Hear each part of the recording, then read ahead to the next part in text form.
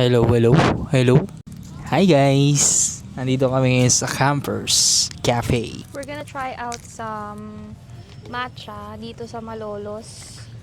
Una namin tong Campers Cafe. Yes. Okay, may expect na series siya guys kasi tamad kami mag-edit. Siya isa-isa lang kami order guys. Hindi, joke lang. Kaya isa lang in-order namin cafe ngayon dahil kakain kami sa Jealous Buffet. Attend kami ng birthday. 60th birthday ni Tita Tess. Shoutout sa iyo, Tita Tess. Happy Ang in-order birthday! ni Mrs. ay matcha latte. Ganun pala pag latte guys. Wala pala siyang kape.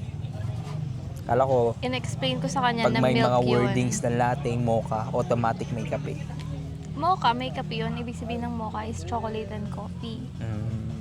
Pero yung yun nga, matcha latte, wala daw pala siyang kape. Which is sad. Kasi I need coffee. Right about now. Sarap. Nakakabading. Maganda dito guys. Kaso katanghali ang tapat ngayon, kaya understandable na wala masyadong tao. Pero pag gabi, yun, napakadaming tao dito guys.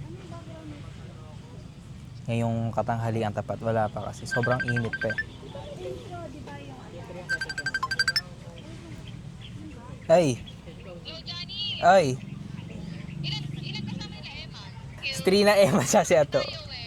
Ah, sige. Oo. Oo. Papasok na daw pala. Papasok na pala guys. So napakabilis ng vlog na to, di ba? Ganun lang. Ganun lang naman dito sa vlogging. Hindi naman kailangan madaming ginagawa. So itong tent na to guys, this is for 6 to 8 persons. Pinapakita mo pa yung kamalian natin. Tara na. Hindi, makulit kami eh. So yan. Sige, higupin mo na yan, misis. Dali na lang natin. Sige, dadali na lang namin to guys. Sige, punta na kaming birthday ngayon. So yan, napakaganda ng ambience dito, di ba? It's Babalik given. kami dito ng marami kaming order. Yep, babalik kami ng may kasama na kaming 6 to 8 people. Para kami na yung hindi makakaupo dito.